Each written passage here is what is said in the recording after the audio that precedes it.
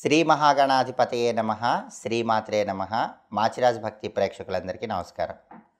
జ్యోతిష శాస్త్ర పరంగా సంవత్సర ఫలితాలు చెప్పేటప్పుడు ఆ సంవత్సర ఫలితాలు మొత్తం ప్రధానంగా 4 గ్రహాల సంచారం మీద ఆధారపడి ఉంటాయి. రాహువు, కేతువు, గురువు, శని. ఈ 4 గ్రహాలు సంవత్సరం మొత్తం ఏ విధంగా సంచారం చేస్తున్నాయో దాన్ని బట్టి ప్రతి రాశికి ఫలితాలు ఉంటాయి. కాబట్టి 12 రాశుల వాళ్ళు కూడా వాళ్ళ రాశికి రాహువు, కేతువు, గురువు, శని ఎలా సంచారం చేస్తున్నాయో తెలుసుకొని దాన్ని బట్టి ఫలితాలు తెలుసుకొని ఈ గ్రహాల సంచారం ఆధారంగా పరిహారాలు పాటించడం ద్వారా 2023 సంవత్సరం మొత్తం విశేషమైన శుభ ఫలితాలను సిద్ధింపజేసుకోవచ్చు. 2023 సంవత్సరంలో మీనరాశి వాళ్ళకి గురువు, శని, రాహువు, కేతువు ఈ 4 గ్రహాల సంచారంలో ఏర్పడిన మార్పు వల్ల సంవత్సర ఫలితాలు పరిశీలించినట్లయితే మొట్టమొదట దేవగురువైన బృహస్పతి జనవరి 1వ తేదీ నుంచి ఏప్రిల్ 21వ తేదీ వరకు జన్మంలో అంటే మీనంలోనే సంచారం చేస్తున్నాడు. జన్మంలో గురువు సంచారం వ్యతిరేక ఫలితాలను ఇస్తుంది. కాబట్టి మీనరాశి వాళ్ళకి ఏప్రిల్ 21వ తేదీ వరకు వృత్తిపరంగా కానీ ఉద్యోగపరంగా కానీ ఆలస్యంగా అభివృద్ధి ఉంటుంది. డెవలప్మెంట్ అనేది లేట్ అవుతూ ఉంటుంది. ఆకస్మిక ధన నష్టం కలిగే సూచనలు కూడా కనిపిస్తున్నాయి. కాబట్టి ధనాన్ని ఖర్చు పెట్టేటప్పుడు తగిన జాగ్రత్తలు తీసుకోవాలి. ఏ విషయంలో కూడా స్థిరమైన నిర్ణయాలు తీసుకోలేకపోతారు. మైండ్ అనేటటువంటిది ఫికిల్ మైండ్ లాగా ఉంటుంది. ఆ ఫికిల్ మైండ్ని కంట్రోల్ చేసుకునే ప్రయత్నం చేయాలి. ఒక్కొక్కసారి అనుకోని ఆపదల్లో చిక్కుకునే సూచనలు కూడా కనిపిస్తున్నాయి. కాబట్టి ఆపదలకి దూరంగా ఉండాలి. అనుకోని ఆపదల్లో చిక్కుకోకుండా జాగ్రత్త వహించాలి. గౌరవ మర్యాదలకు భంగం వాటిల్లకుండా చూసుకోవాలి. ఎందుకంటే ఫికిల్ మైండ్ వల్ల ఒక్కొక్కసారి పిచ్చి పిచ్చి పనులు చేసి గౌరవ మర్యాదలకు భంగం వాటిల్లే సూచనలు ఉన్నాయి. అలా జరగకుండా చూసుకోవాలి. ఏప్రిల్ 21 వరకు మాత్రం గురుబలం తక్కువగా ఉంది కాబట్టి ఈ విషయాల్లో జాగ్రత్తగా ఉండాలి. ఏప్రిల్ 22వ తేదీ నుంచి సంవత్సరం చివరి వరకు గురువు 2వ సంచారం చేస్తున్నాడు. అంటే డిసెంబర్ 31 వరకు గురువు 2వ సంచారం చేస్తున్నాడు. ఈ 2వ సంచారం అనేది గురువు అద్భుతమైన శుభ ఫలితాలను ఇస్తాడు. ఎందుకంటే గురువుకి 2వ సంచారం బాగా యోగిస్తుంది. వాక్ ధన కుటుంబ సంచారం అంటారు. అంటే మీరు ఏది మాట్లాడితే ఆ మాట పరంగా మంచి డెవలప్మెంట్ ఉంటుంది. ధనపరంగా కలిసి వస్తుంది, కుటుంబ పరంగా కలిసి వస్తుంది. ధార్మిక కార్యక్రమాలు చేయాలనే ఆసక్తి ఏప్రిల్ 22 నుంచి బాగా పెరుగుతుంది. దైవ దర్శనం చేసుకుంటారు, పుణ్యక్షేత్ర సందర్శనం చేస్తారు, కుటుంబ సౌఖ్యం విపరీతంగా ఉంటుంది. మానసిక అశాంతి తొలగిపోయి మానసికంగా ప్రశాంతత పొందుతారు. పేరు ప్రతిష్టలు కూడా లభిస్తాయి. సాంఘికంగా మీకు గుర్తింపు పెరుగుతుంది. ఆకస్మిక ధనలాభం కలిగే సూచనలు కూడా ఉన్నాయి. ఎందుకంటే గురువు ధనస్థానంలోనే ఏప్రిల్ 22 నుంచి సంచారం చేస్తున్నాడు. ఏప్రిల్ 22 నుంచి డిసెంబర్ 31 వరకు ఇయర్ ఎండింగ్ వరకు గురువు ధనస్థానంలో సంచారం అద్భుతంగా చేస్తున్నాడు, యోగిస్తున్నాడు. కాబట్టి ఊహించని విధంగా ధనలాభం కలిగే సూచనలు కూడా ఉన్నాయి. శుభవార్తలు వింటూ ఉంటారు. శుభ కార్యక్రమాలు నిర్వహించడానికి చేసే ప్రయత్నాలన్నీ విశేషంగా అనుకూలిస్తాయి. కాబట్టి ఏప్రిల్ 21 వరకే గురుబలం లేదు. ఏప్రిల్ 22 నుంచి గురుబలం బ్రహ్మాండంగా ఉంది. కాబట్టి ఏప్రిల్ 21 వరకు గురుబలం పెరగటానికి రోజు పసుపు నీళ్ళలో వేసుకొని స్నానం చేయండి. గురువారం నానబెట్టిన శనగల ఆవుకు తినిపించండి. గురువారం గురుస్వరూపమైన దత్తాత్రేయుడు, దక్షిణామూర్తి, షిరిడి సాయినాథుడు, రాఘవేంద్ర స్వామి ఆలయాలకు వెళ్ళండి. ఆ ఆలయ ప్రాంగణంలో భక్తులకు తాళింపు పెట్టిన శనగలు పంచిపెట్టండి. ప్రతిరోజు ఓం బ్రూం బృహస్పతయే నమః అనే మంత్రాన్ని ఏప్రిల్ 21 వరకు 21 సార్లు కనీసం చదువుకోండి. ఇలా చేస్తే గురువు వ్యతిరేక సంచారం వల్ల వచ్చే ఇబ్బందుల నుంచి బయటపడవచ్చు. చాలా వరకు ఉత్తమ ఫలితాలు పొందవచ్చు. ఇక శని భగవానుడి సంచారాన్ని పరిశీలిస్తే ఈ సంవత్సరం మొత్తం శని భగవానుడు 12వ ఇంట్లో సంచారం చేస్తున్నాడు. 12వ ఇంట్లో శని సంచారం పెద్దగా యోగించదు. దానివల్ల నరపీడ ఎక్కువ ఉంటుంది, శత్రుబాధలు ఎక్కువగా ఉంటాయి. కాబట్టి శత్రువుల విషయంలో జాగ్రత్తగా ఉండాలి. మీ వెనక గోతులు తీసేవాళ్ళు పెరిగే సూచనలు ఈ సంవత్సరం శని సంచారం వల్ల ఎక్కువగా కనిపిస్తున్నాయి. అలాగే 12వ ఇంట్లో శని సంచారం వల్ల అపకీర్తి వచ్చే సూచనలు కనిపిస్తున్నాయి. కాబట్టి మీనరాశి వాళ్ళు అపకీర్తి వచ్చే పనులు చేయకండి.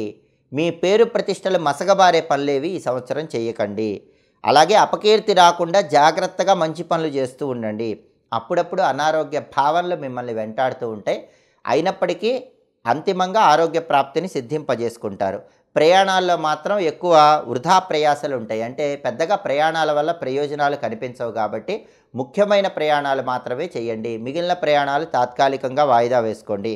కలహాలకు దూరంగా ఉండే ప్రయత్నం చేయండి. అనవసరంగా 12వ ఇంట శని సంచారం వల్ల గొడవలు అయ్యే సూచనలు ఉన్నాయి.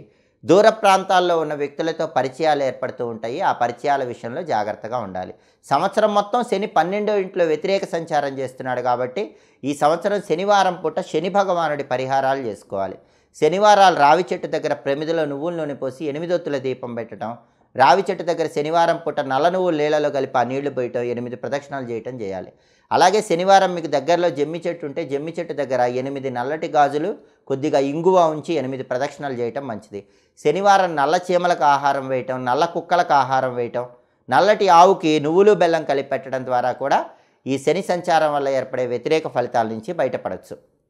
ఇక రాహు సంచారం వల్ల 2023లో మీనరాశి ఫలితాలు తీసుకుంటే రాహు జనవరి 1 నుంచి అక్టోబర్ 30వ తేదీ వరకు 2వ స్థానంలో సంచారం చేస్తూ వ్యతిరేక ఫలితాలు ఇస్తున్నాడు. రాహుకి 2వ సంచారం యోగించదు. దానివల్ల ధనపరంగా అప్పుడప్పుడు సమస్యలు ఉంటూ ఉంటాయి. కుటుంబంలో కూడా అప్పుడప్పుడు అసంతృప్తికర వాతావరణం చోటు చేసుకుంటూ ఉంటుంది. సాంఘికంగా కూడా కొన్ని ఇబ్బందికర పరిస్థితులు తలెత్తుతూ ఉంటాయి. స్త్రీల విషయంలో జాగ్రత్తగా ఉండాలి. బంధుమిత్రులతో మాట్లాడేటప్పుడు జాగ్రత్తగా వ్యవహరించాలి. అక్టోబర్ 31 నుంచి సంవత్సరం ఎండింగ్ వరకు అంటే డిసెంబర్ 31 వరకు జన్మంలో రాహు సంచారం చేస్తున్నాడు.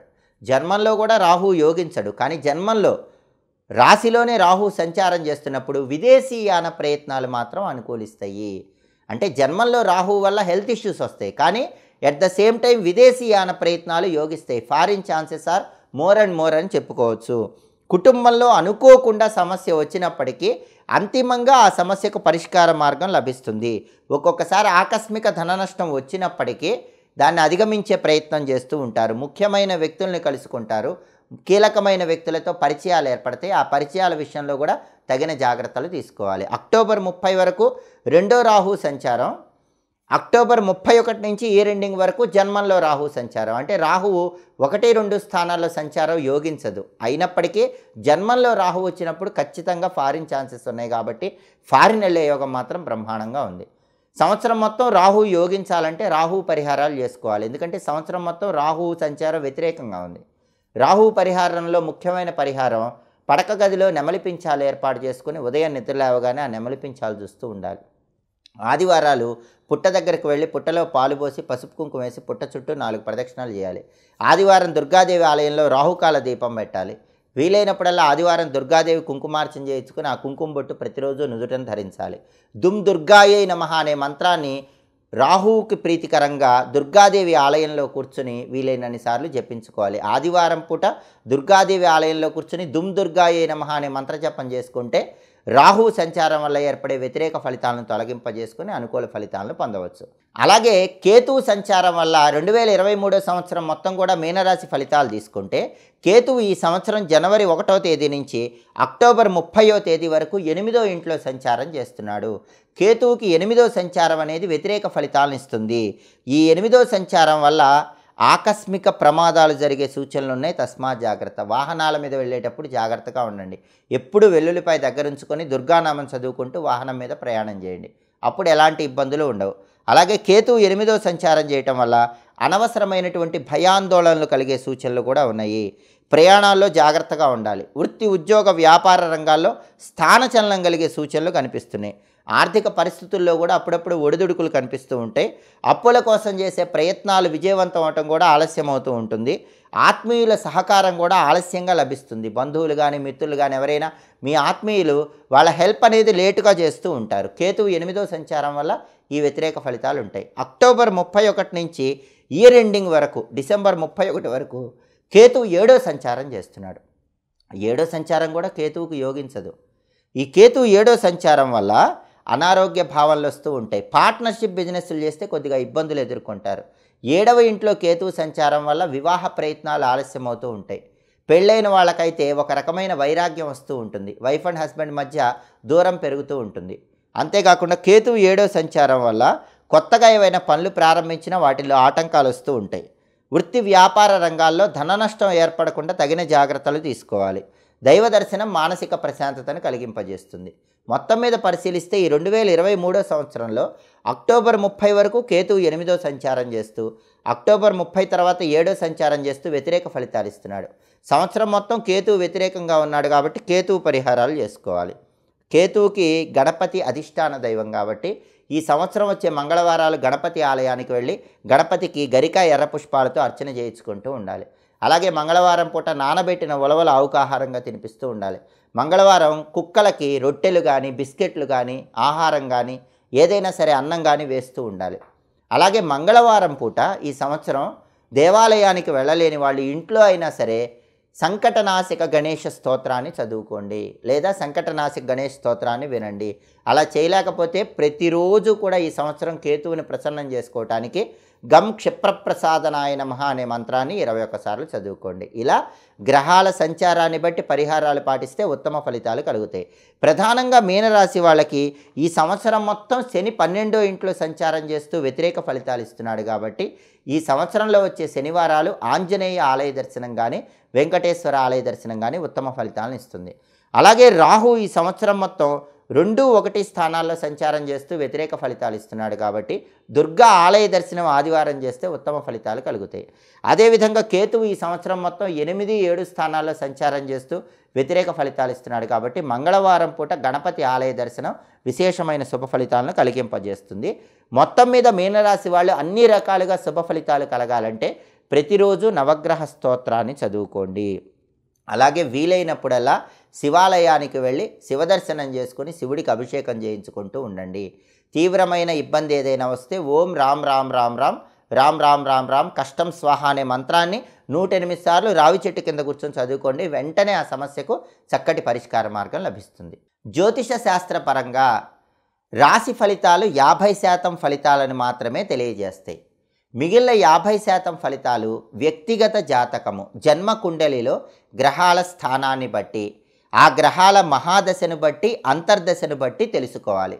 కాబట్టి ఎప్పుడైనా సరే జాతక ఫలితాలు 100%లో రాశి ఫలితాలు అనేటటువంటివి 50% మాత్రమే పనిచేస్తాయి. కాబట్టి మిగిలిన 50% ఫలితాలు తెలుసుకోవటానికి వ్యక్తిగత జాతకంలో జన్మ కుండలిలో మహాదశ ఏంటో తెలుసుకొని ఆ మహాదశ పరంగా ఆ గ్రహం ఎలా ఉందో తెలుసుకొని దాని ద్వారా ఫలితాలను తెలుసుకోవచ్చు. కాబట్టి గోచార ఫలితాలు ఈ సంవత్సర రాశి ఫలితాల్లో ఏవైనా వ్యతిరేక ఫలితాలు ఉన్నప్పటికీ వాటి గురించి దిగులు చెందాల్సిన అవసరం లేదు. వ్యక్తిగత జాతకంలో మీ గ్రహాలు బాగుంటే యోగాలుంటే మీ మహాదశ యోగదాయకంగా ఉంటే ఈ రాశి ఫలితాల్లో ఇబ్బందులు ఉన్నప్పటికీ ఆ ఇబ్బందులు ఏవి పనిచేయవు. అన్ని రకాలుగా శుభ ఫలితాలను సిద్ధింపజేసుకోవచ్చు.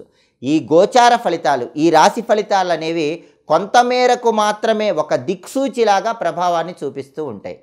ఎప్పటికప్పుడు దినఫలాలు వారఫలాలు మాసఫలాలు అలాగే ప్రతి సంవత్సరము సంవత్సర ఫలితాలు తెలుసుకోవాలనుకుంటే మా మాచిరాజు భక్తి ఛానల్ని చూడండి.